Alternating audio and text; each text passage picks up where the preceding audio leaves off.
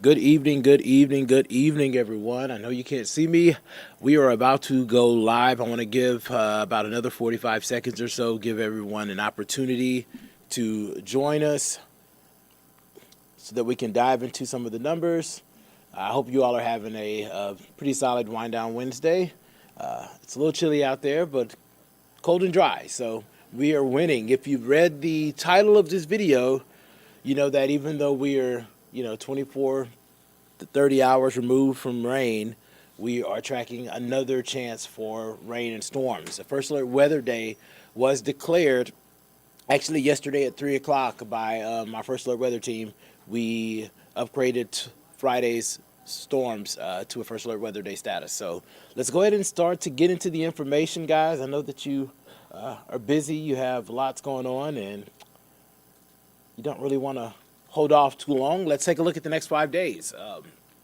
It's a good way to see the big picture. And there's a lot of dry time in the forecast, but rain and thunderstorms look likely on Friday.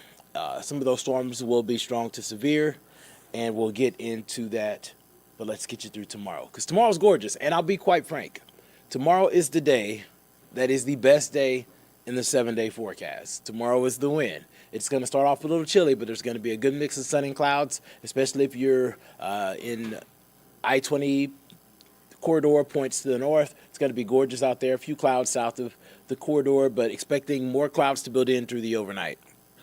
Temperatures are going to start off a little chilly in the morning, but pretty good for the afternoon. We should be in the low 50s this time of year, so getting into the upper 50s will be a win. 52 degrees around lunchtime, getting towards 57 as we head into the afternoon. So a good day to get some errands done. I have taken down my Christmas tree. I don't know if you've taken down your Christmas lights, but if you haven't, tomorrow's a good day to get that done. There is a first alert weather day in place for Friday, and as you can see, there is a big risk across the southeast for severe storms. That orange indicating the greatest potential. That's going to be the bullseye, a level 3 out of 5, and then of course that level 2 and 1 extending from there. A large chunk of North Georgia is included in that level 3. If you were joining us last night on this stream, we mentioned the I-20 corridor and points to the south. We were still several days out, and I went into details telling you that it's low-resolution data, so we don't really get the specifics until today. We can get a better idea of on the little things that are going on in the atmosphere versus just the big picture. And getting that data today, the Storm Prediction Center getting that data today, they were able to give us that level 3 risk that you see here highlighted in orange.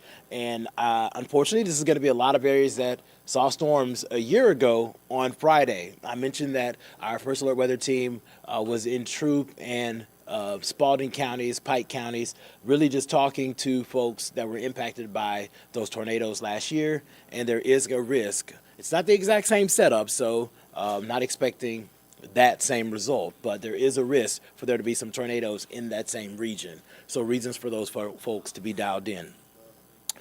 Our main threat here will be the potential for damaging wind gusts. We're talking 60 plus miles per hour in some of those stronger storms, but there is going to be some spin. There is going to be rotation in the atmosphere, and it looks like the further south you are on this map here, the better chance there will be for there to be some rotating storms. So everybody under a risk, but the further south you are, the bigger the potential. Heavy downpours will be something that we will be talking about in some of these thunderstorms. We're not expecting the numbers that we saw yesterday, but with the ground saturated, if you watched any of our newscasts today, you saw that there are many, many areas that are still dealing with water. There are drainage issues. Streams, creeks, and rivers are still rising from all of that rain because all of the runoff has to go somewhere. It just runs off, and then eventually you get those creeks, streams, and rivers to rise over a day or two, depending on how many tributaries flow into it.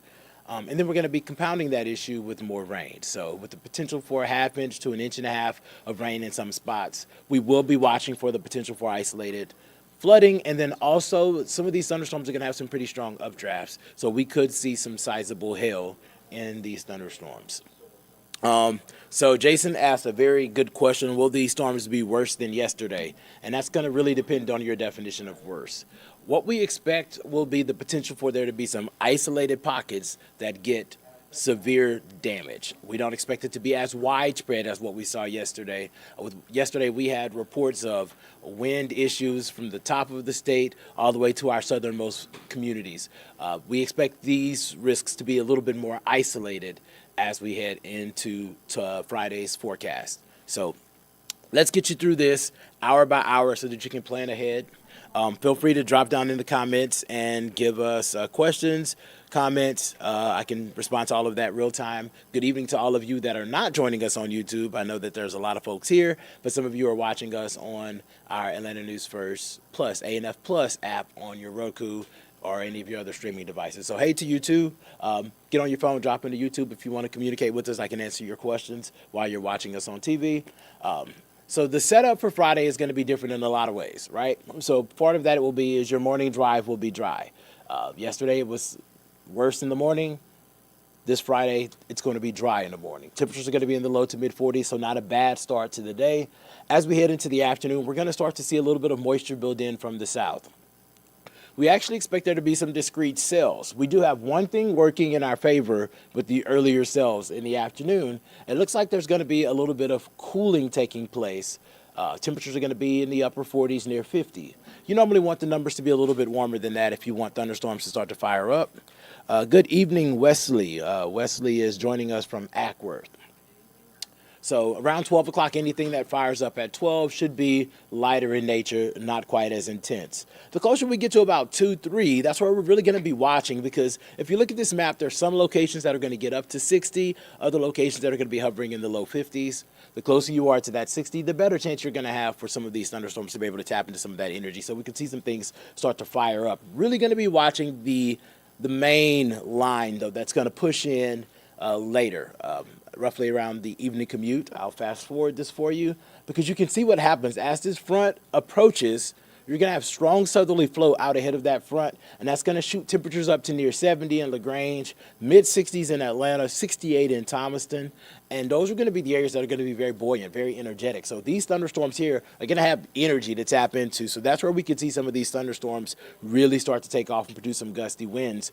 Everybody's under that risk, and you can see that there will be strong storms moving through portions of extreme North Georgia as well. So something we will watch throughout the day, a first alert weather day in place. Because of this, all of this will start to push on off as we head into the evening hours. If you have dinner plans, I know a lot of folks are talking about Hawks game. I know a lot of folks are talking about Friday night life. Things should be drying out by around 8 o'clock. We expect the rain to be over. Temperatures are going to trend cooler on the backside of that front, so be prepared for that. It will be a chilly start to your Friday morning, and even a residual flurry or two will be possible, kind of like with this system where after it pulled on off, we saw some of the folks in the mountains. I saw some of your pictures and images on Twitter, some are on X, I guess that's what it's called now. There's going to be the potential for some flurries on the back end, especially at higher elevations in the mountains late Friday night into started Saturday morning. And then that takes us into the weekend, where I know a lot of you are looking forward to making plans, trying to get out. And it is going to be a cooler weekend. Saturday will be the coldest day. Martin Luther King Jr. weekend celebration. We'll get into the low 50s by Sunday. So Sunday's going to be the best day to kind of get out for a couple of hours. I mean, it's the 40s and 50s in January. I wouldn't stay at home either way, but you definitely want at least a nice jacket with you. And then we had a first alert on Monday, but we actually dropped it because a lot of the guidance was pulling back on the moisture. And if you were with us last night at 10 o'clock, we were kind of alluding to that potential that if guidance continued to trend drier with Monday, there was no reason for a first alert. So good news there. Monday's looking mainly dry, just a hit or miss sprinkle. And that'll segue into the 7-day forecast, which temperatures are going to be above average tomorrow. In the upper 50s, it's going to be a gorgeous day. I know most of this conversation has been about the first alert weather day. There's only so many ways I can tell you tomorrow is going to be nice for January. The bigger story here is the first alert weather day that's in place for Friday because of the potential for strong storms, some of which could produce damaging wind, isolated tornadoes, hail, and some heavy downpours. So all reasons for you to download the First Alert Weather app, because not only will we be breaking into coverage whenever there's any kind of imminent danger due to tornadoes, but we also update you hour by hour, a forecast where you are. We'll tell you whenever lightning is moving in. So I know this isn't the outdoor season, but if you're a person who likes to run, cycle, play outdoor baseball, basketball, that kind of good stuff, you'll know whenever there's heavy rain and lightning moving your way. So a good way to stay informed. A dry weekend, a little chilly. And we're going to be chilly to start off next week. But I mentioned that tomorrow's the nicest day in the forecast because there are 2 first alerts early next week, Tuesday and Wednesday. Not to get too stressed about it. First alert weather day means something that's going to impact your life and potentially be dangerous. A first alert is just something that's going to be annoying. And it's going to be annoyingly cold next week. We're talking about morning temperatures in the teens and 20s and afternoon numbers that are going to struggle to get to 40 degrees. So these are kind of your official heads up about that cold. And you may have been seeing this on the news. It's going to become bigger over the course of the weekend, I promise you. You're going to hear about the Arctic blast, the cold air that's moving into portions of the central U.S. and the Rockies and the plains. That air is going to move our way. We're not going to get the crazy, ridiculous numbers they're going to get, but we're going to get our own extremes for our area, and that's reason to give you that heads up. Early next week, you're going to hear us telling you about remembering to do things like opening your cabinet doors and let the warm air in your home or apartment circulate so that your pipes don't burst. Last year, right before I moved here, actually no, last year was 2023. Christmas 2022, you all had a very, very cold snap, and there were lots of pipes that burst and caused issues. So that's going to be the focus of our forecast next week. Obviously, right now, we are laser focused on this first alert for severe weather. So lots to do, still some more data to dive through so that we can give you the freshest and most accurate forecast that you have come to know us for. I will be retiring to the First Alert Weather Center. I'll leave you with the 7 days so that you can plan ahead. I'll drop this little banner so that you can see those morning temperatures because those are important as well. And we will give you the updated on the latest information coming up tonight on Peachtree TV at 10 and on Atlanta News First at 11. Tanya, welcome back, Tanya.